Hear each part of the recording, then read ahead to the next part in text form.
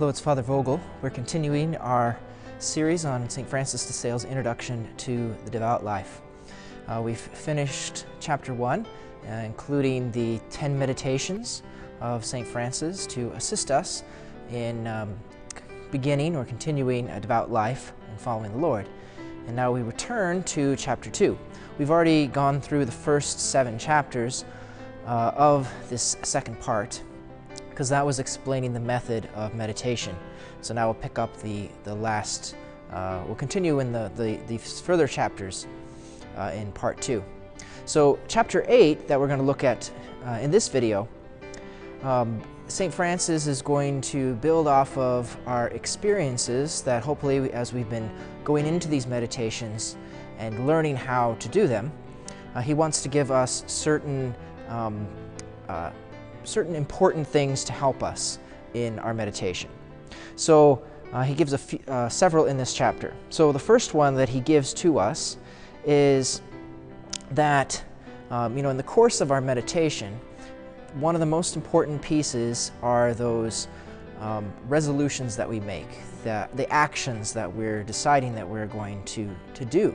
He says this is very important because if all we do is think about following God, but we don't actually put it into practice, he says we can very easily fool ourselves into thinking that we're already devout, that we've already reached holiness, when in reality we are very far from it. So he says it's very important that when we meditate, we immediately try to begin putting it into practice. So, for example, he says that I've resolved to gain by mildness the hearts of such as offended me.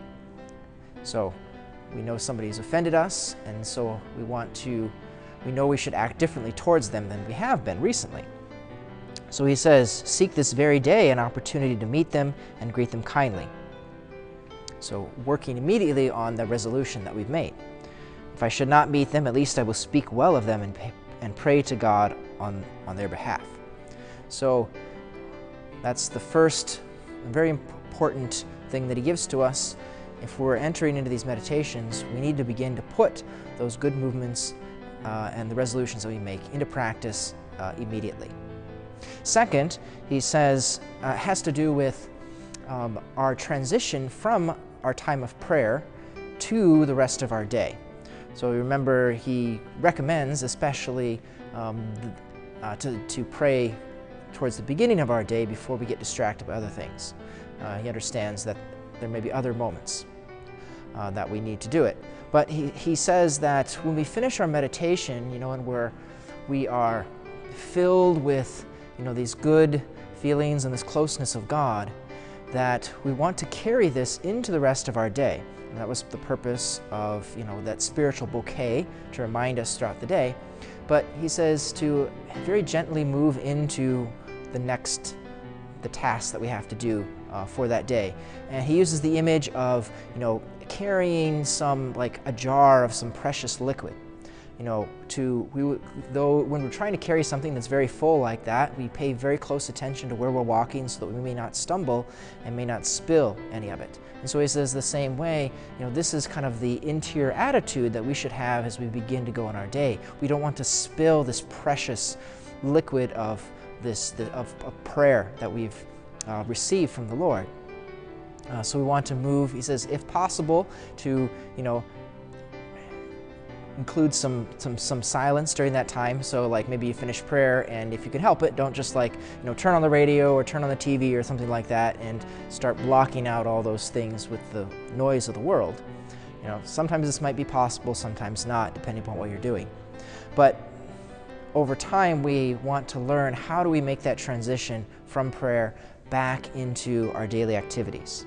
So he says, I mean, the lawyer must learn to pass from prayer to pleading, the merchant to commerce, and the married woman to the care of her family, with so much ease and tranquility that their minds may not be disturbed.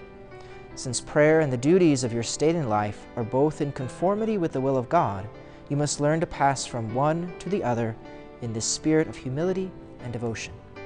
So that's an important thing for us to remember, is that, the things that God has us do during the day, because of our state in life, that we're supposed to take care of aren't opposed to our time of prayer, but the prayer can flow into the things that we do that day and really help support and sustain us through that. And so since everybody's state in life is going to be unique, it can take some time for us to learn how to make that transition so that they don't feel like, well, there was my time of prayer, but now I'm back to just the regular day and the two don't really have anything to do with each other. There should be this kind of smooth transition between the two. The next kind of piece of advice that he gives has to do with, our experience of that time of mental prayer itself. So he gives a very ordered way in which to enter the meditation, so that we begin, with kind of the introductory, turning to God, remembering we're in His presence, asking for His assistance, and then we have our specific content of our meditation that we use our imaginations, and then we begin to meditate upon those, and that should lead us to good movements of our heart. Well, he says sometimes right after the beginning, without much of the meditation part, God immediately can move us into these good movements of our heart. And he says, we can be tempted to want to follow too exactly these order, but if God moves us right away to those good movements that draw us closer to Him, not to resist that, but to allow that to happen. So obviously a method of prayer is meant to assist us. It's not meant to hinder prayer, which ultimately is a relationship which we can't really, nail down every time to an exact method. So we have that kind of freedom to follow where the Lord is moving us, even if it doesn't exactly follow the order that St. Francis gives us. He does mention, though, that usually the resolutions, the practical things that we are to do will come then after those good movements, and that's usually going to be the order in which they'll come. So to have those good movements that lead us to God is actually going to assist us to be able to know the proper course of action. It could be the temptation for us to try to jump right to the action that we should do prior to actually